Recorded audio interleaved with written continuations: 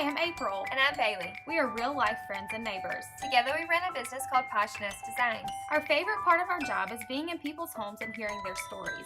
As we became inspired by these stories, we wanted to share them with others. That's where the Nestled podcast was born. So join us each week as we are encouraged to pursue our own design decisions based on what we love instead of what fills our Instagram feed. Every home has a story, and we can't wait to hear yours. Hey guys, welcome back. We're so glad that you have joined us again. And if this is your first time, welcome to the Nestled podcast. We're so thankful that you guys keep coming back and listening. We've gotten such great feedback, and it's been such a fun experience so far, don't you think? Absolutely. We're loving this. Yeah. Today, instead of starting out with thankful tidbits around our houses, we wanted to do something a little different. October is Dwarfism Awareness Month, and we'll talk a little bit more about that as we go on. But what we're so thankful for this week is for the internet and for social media and what opportunities that gives us to connect with people around the world and even in our own communities that otherwise we may not have a chance to meet. Yeah, so today we're talking to Olivia Hewetson, and that is someone who I was able to connect with online. Our kids share the same diagnosis of achondroplasia. Our stories are a little different because for us, we adopted our daughter Maisy when she was 4 years old, so we knew about her diagnosis going into it. But for Olivia, she'll tell you her story about when she found out about her son Leo's diagnosis towards the end of her pregnancy. We think Olivia's great and we love her style, so we wanted you guys to hear from her. But we felt like if we were going to be having this conversation, that we wanted to use this platform to kind of answer some questions that seem to come up a lot surrounding our babies. So we enjoyed this conversation with Olivia so much and felt like she just had a lot of great things to share. So we're going to just jump right in. Here's Olivia. Hi, Olivia. How are you? Hi. Hi, I'm good, thank you. How are you? Doing well. It's so great to have you with us today. We're so excited about this interview and to get to know you a little bit better. So I hope that you can relax a little bit and enjoy the time you have with us. Yeah, thank you for having me. Olivia, where are you guys from? New Zealand, little old New Zealand, in a town called Tauranga, which is in the North Island on the east coast. I'm sure it's beautiful. It is. We're right by the beach. It's a beautiful place. Oh, wow. All right, so could you just tell us a little bit about yourself and your family? Yeah, so there's myself and my husband, Matt. We've got Beau, who is 2 years old. He's just turned 2. And we have Leo, who is almost 4 months. And we also have Matt's son, Christian, who lives with us, and he is 12. So could you tell us a little bit about when you found out about Leo's diagnosis? Yeah, sure. I was 41 weeks pregnant, so I was a week overdue, and my midwife sent me for a growth scan, which is a fairly routine scan, just to make sure that everything is still okay in there and that there was no urgent need to get him out or anything. So I went off to my scan, and the ultrasound technician was having a look, and he mentioned that the baby's long bones weren't measuring up to what they were supposed to. So I didn't know what that meant, and he couldn't tell me anything. I don't know if it was because it wasn't really his place or if he actually had no idea. I'm not really sure. He got in touch with my midwife, and my midwife called, and she had arranged an appointment at the hospital. So that afternoon we went into the hospital and we met with a doctor. And basically, I mean, he had already looked at the ultrasound, at the scan, so he had a fair idea of what was going on. So we went in there, and he asked us if we had heard of the word achondroplasia, and of course I'd never heard of that word before. It was completely foreign to me. So he put it into a word that we would know, and he said that he was 99% sure that our baby would be born with dwarfism, and of course we understood what that meant, but we didn't understand how it could happen, because we had no idea that it didn't have to be genetic. So yeah, it was a really, really big shock, and that's basically how we learned about it. And then I I told them that I was not going home until I had that baby. Yeah. So they If had I to was find a 41 room weeks for me. pregnant, I would have said the same thing. That's You're right. getting Yeah, this baby out today. I was booked in to be induced about 3 days after that, but I said there's just no way that I can go home and you can't expect me to be able to get any rest Right. when I've got this news. So I said the best thing for everyone is if we get this baby out now. So yeah, then they got me a room and they induced me, and he came along 8 hours later, and that's when it was pretty much confirmed that it was achondroplasia. We haven't done any testing or anything, but it's fairly obvious from his features, I guess. So yeah, that's how that all went down. There wasn't a lot of time to process anything. It was just, it was a bit of a whirlwind. Right. I know a lot of people may not realize this, but did you have the 20-week growth scan, the anatomy scan? Yep, we did. And it doesn't show up usually, does it? No, it doesn't. I think it's probably closer to 25 or 26 weeks that things like that become obvious.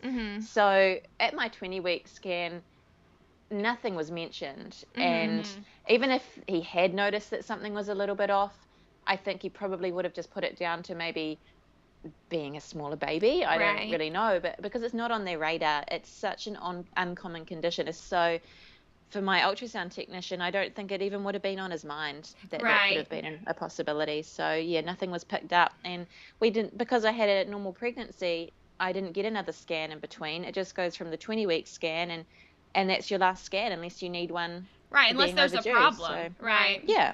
Do you think it's for the best that you didn't know while you were pregnant? I'm kind of torn with that question. I think for me, but it probably was actually for the best.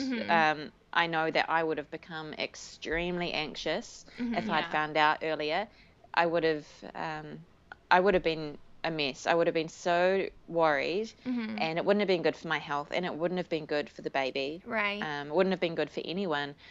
So there's that side of it. But then sometimes I think maybe it would have been good to find out earlier, because I would have had that time to prepare and to get support, to find support networks, and just to really allow it to sink in. And then I think if I had known earlier, the whole birthing process would have been a bit more, it would have been nicer, because I feel like I was kind of robbed of the nice newborn stage and the warm fuzzies and all that kind of stuff, because I was in such a state of shock. So I think if I'd known earlier, then maybe I would have got that, which would have been nice. Still processing that information at that point. Exactly. I'm sure. Yeah. Yeah. Right. And what you know now at 4 months old is he not just perfect?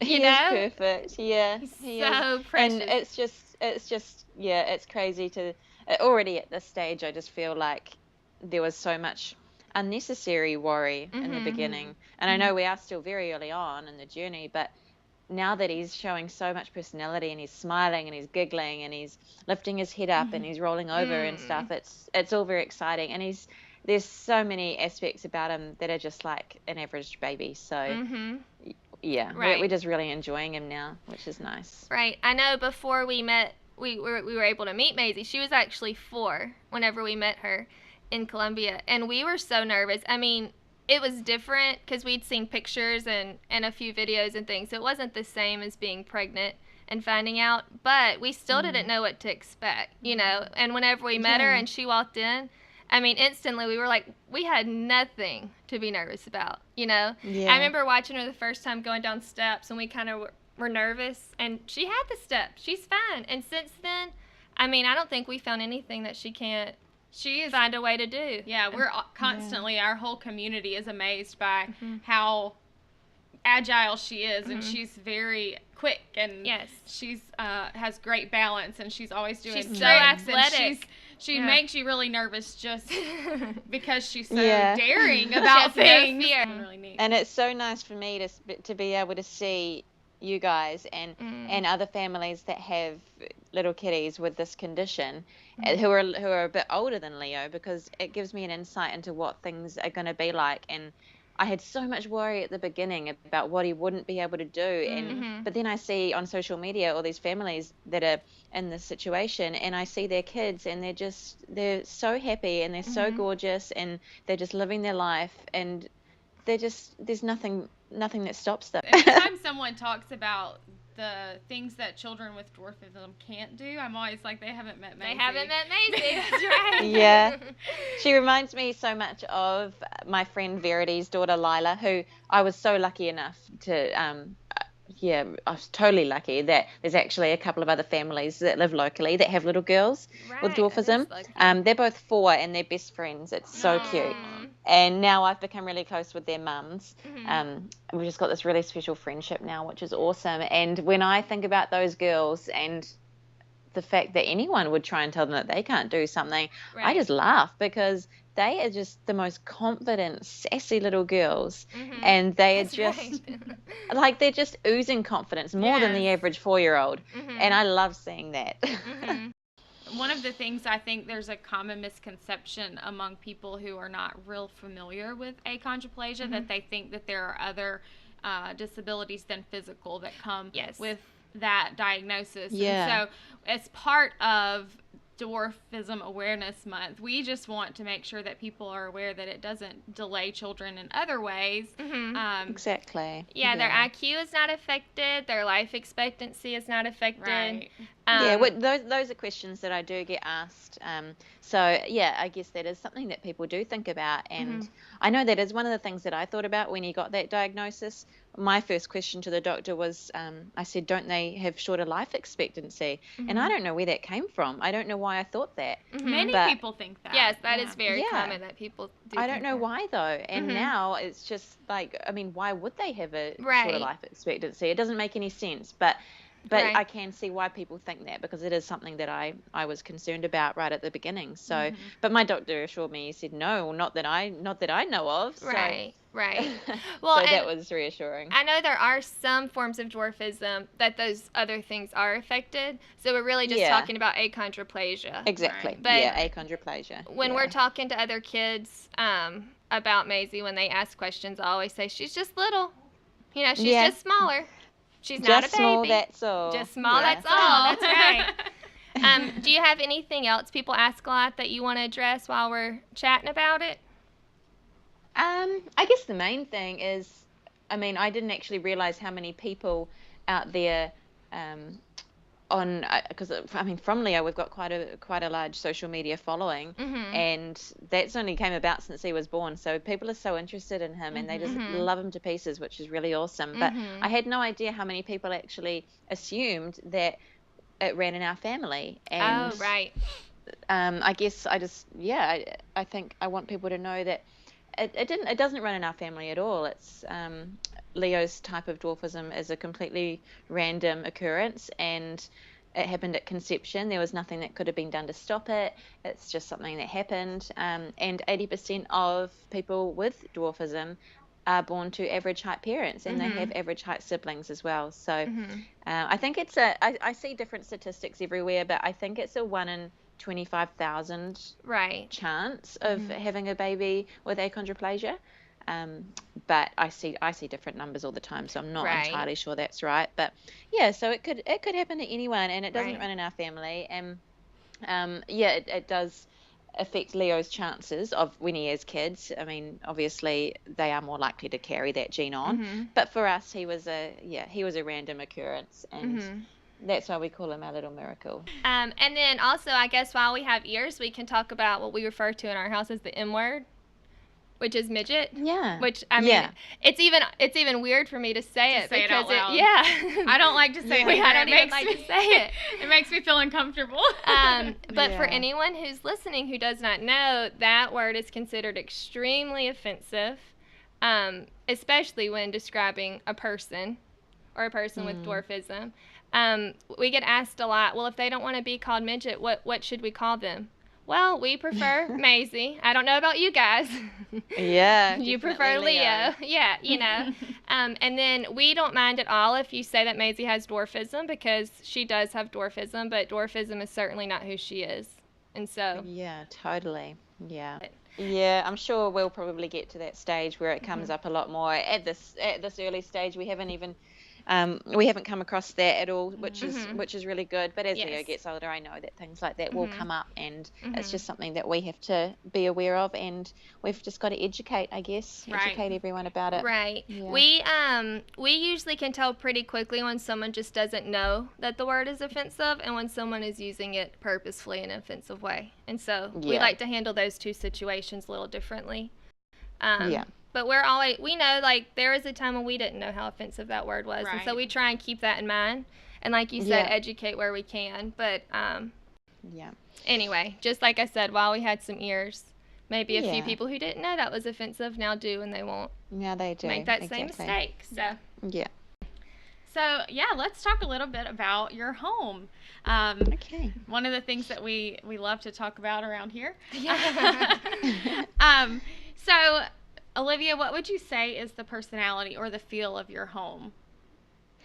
Well, I like to think that it's just got a really loving feel to it. I mean, we've got 5 people in this home, so it's always pretty busy. And I think it's just so important for me to make sure that my boys grow up feeling like their home was just a loving place where there were. I want it to feel warm and homely, and I guess that's the personality of the home that I'm trying to achieve. Just a warm and homely, loving home. Do you what do you remember about your childhood home?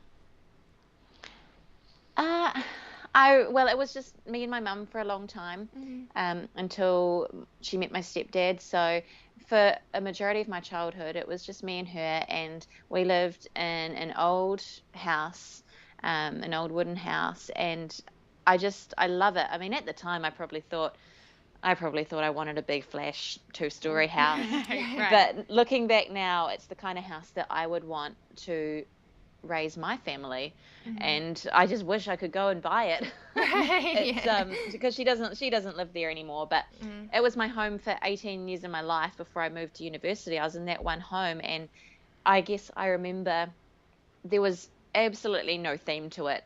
My mum is just she's very much about things. She loves to have her special things around her, but there was just no decorative theme, I guess. So it was all the things that she loved, and there were things from her travels. That I remember a coffee table that she brought home from Italy, I think it was, and I remember some artwork on the walls that she got while she was traveling, and then I remember a cabinet full of pig ornaments, because pigs were her favorite animal. So she had those. They were gifts, or they were from secondhand shops, or and so I remember that. And then I also remember a lot of books, because my mum loves reading, and we just always had so many books. So I think those were probably the biggest memories of my home when I was a little girl. Yeah, I love that you remember having lots of books. That's really important to me, to have lots of books in our home. Right. Yeah, it is important. Yeah. So what do you hope that your own children will remember about their childhood home? I think I want them to remember the same kind of things that I remember about my childhood. So I want there to be lots of books, and while I don't have a lot of books myself, I always make sure that they have a lot of books. So they've got their bookcase, or Bo's got his bookcase in his room that is just so full of the most special books. So that's really important. And I want him to look back at his childhood as having a lot of color as well. I think a lot of homes these days are so focused on these neutral tones. And I guess we are in our home as well, but I want to always make sure that his bedroom is just full of bright color, because that's what being a kid is all about. It's not about monochrome. Kids don't like monochrome. Right. They want bright colors, and I want them to remember that. I want them to remember having a colorful childhood, I guess. And on top of that, I just want them to remember the love that they felt in our home, and the traditions that I'm hoping to start up over the years. I want them to remember those. So, yeah.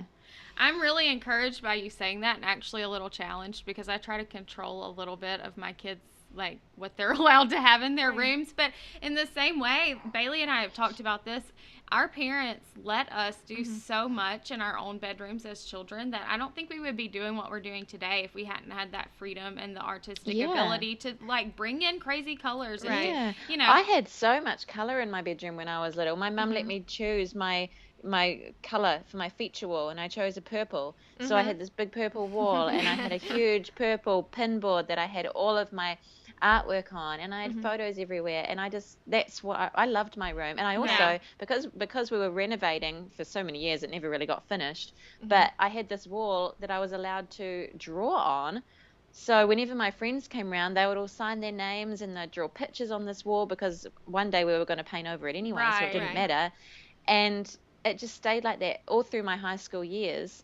And it was just so amazing, and it meant so much to me. So I really want them to have that creativity in their room. And while, of course, I'm still a little bit controlling about what goes in there, I guess. I don't want super tacky things. But I think there's ways of bringing colour in with it being really nice. So that's what I try and do. Yeah, I love that. I do too. Whenever you talk about color, you're speaking my language, because I try and work color in everywhere I can, within reason. Oh, good. Absolutely. With that, I know that you say you like a lot of color. Who or what inspires you whenever you're decorating your home? So I definitely think it's more of a who inspires me rather than a what. So when Leo was born, I found a book that I read called Bloom, and Bloom is a memoir about a woman that had a little girl with Down syndrome. So I kind of felt in a way that I could relate to the shock of it all. So I read this book, and then I found the author on Instagram. And her name, I don't know if it's Kelly or Kelle Hampton. And so I've been following her on Instagram since Leo was born. And I just love everything about her home and the way that she makes it such an awesome environment for her 3 kids.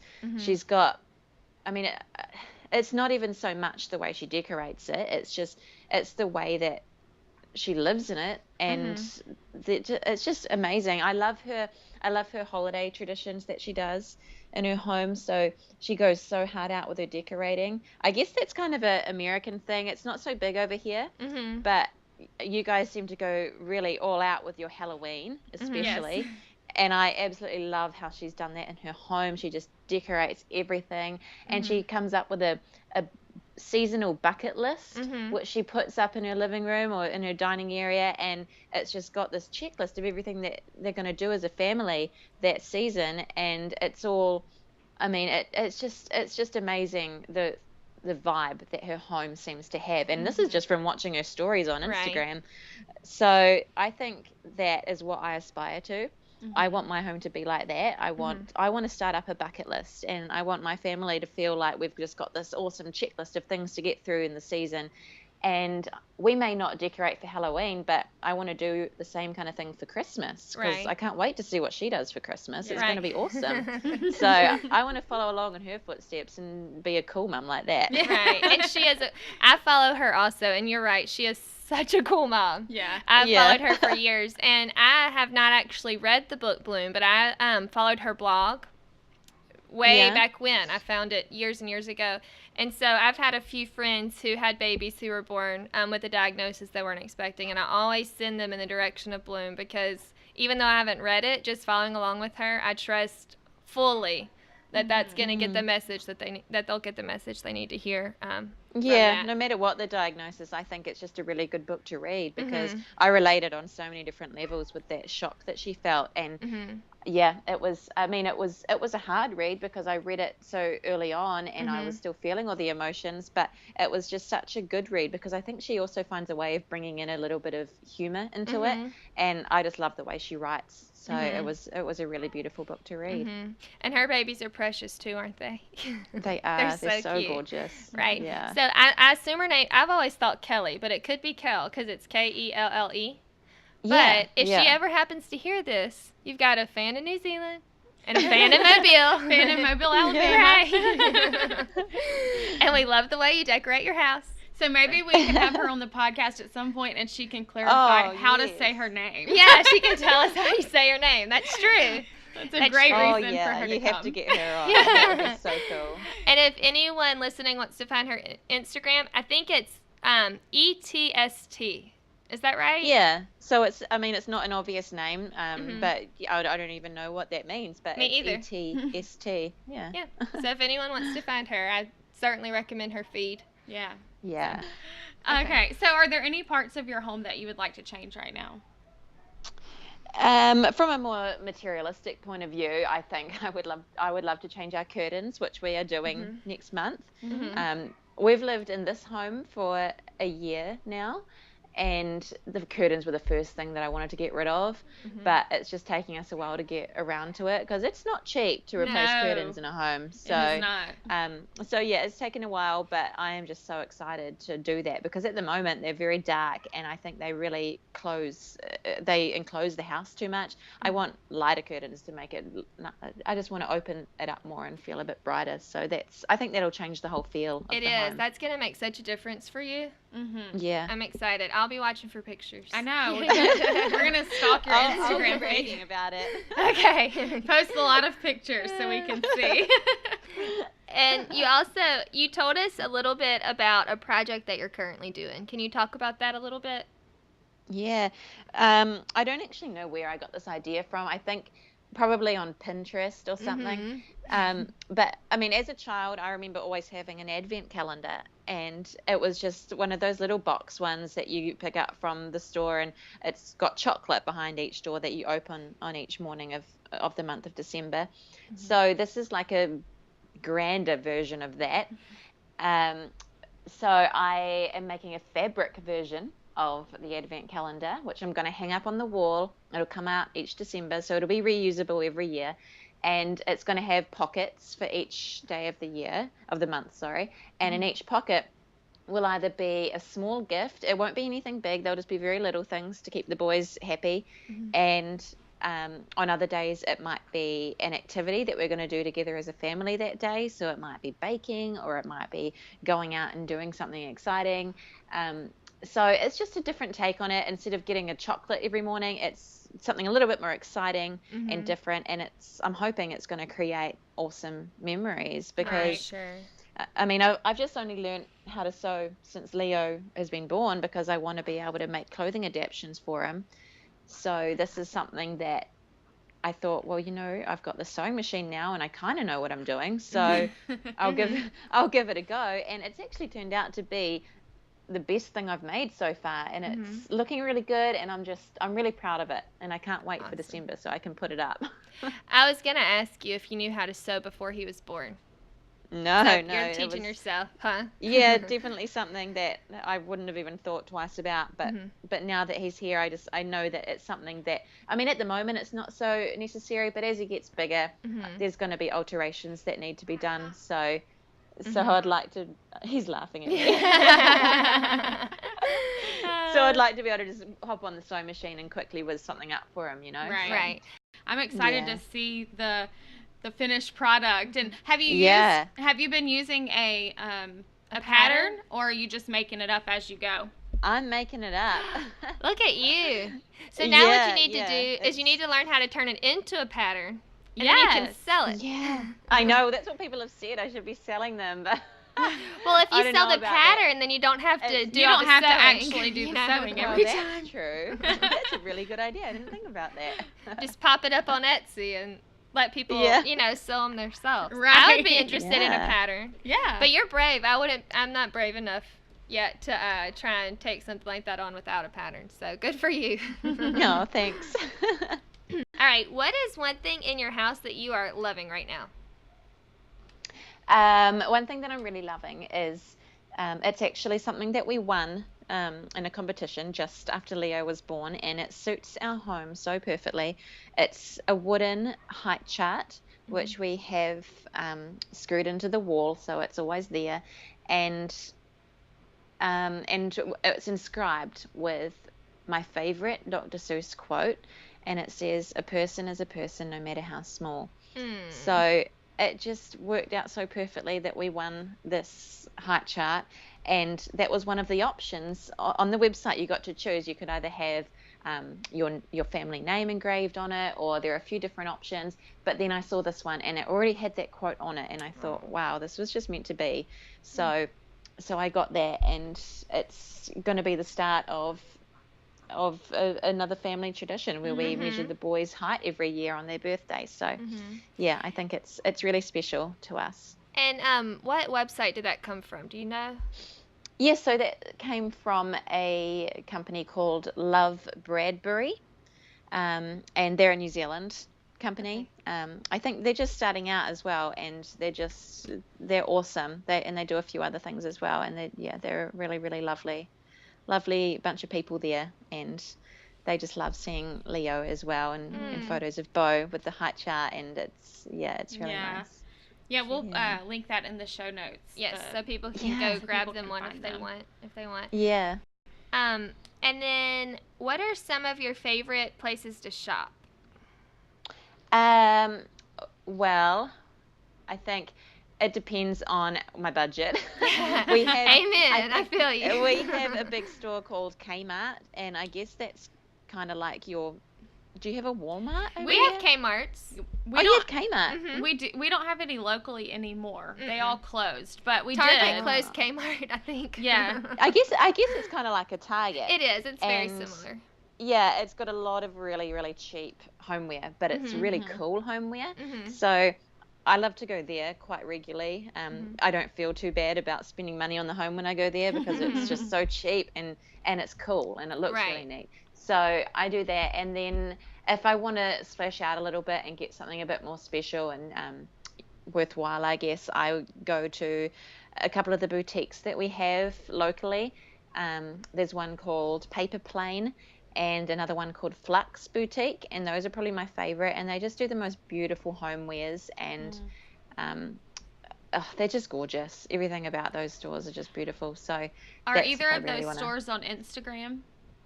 Yeah, I would say they both are actually. Okay. So we'll try to find them. Yeah, they'll be as easy well. enough to find. Yeah, cool. Tell our listeners where they can find you on Instagram. My Instagram name is Olivia_Hewetson. So fairly simple. Yeah. Just keep it to my name. And you also have a Facebook page, right? Yeah, I do. So I started that up so that people could keep up to date with Leo's progress, and that is called Our Little Lion. I love that. So cute. Yeah. I love his name too. Me too. Yeah, that was chosen before he was born. So I think I just must have somehow known that he was going to be brave and courageous and strong, and he was going to be our little lion, Leo the lion. Yes. What a perfect name. Yeah, I think so. All right. Well, Olivia, thank you so much for chatting with us. I love getting to talk with you outside of just Instagram. We were talking before we called you about how beautiful you are. You are we so just thought beautiful. We should say that out loud. We've looked at your pictures and we're like, she is so beautiful. And like at 5 months pregnant, we're like, look at her 5-month pregnant picture. It's Goodness. so cute. Anyway. Okay. Yeah. Thank you. That is so nice. And feel free to reach out anytime. We'd love to chat more. Yeah. Yeah, I totally will. Yeah. All right. And we can't wait to watch Leo keep growing. I know. Can't wait to see him. He's got fans in Alabama. Yes. Oh, he is a lucky boy. He's so loved. He is so loved. That's very true. Yeah.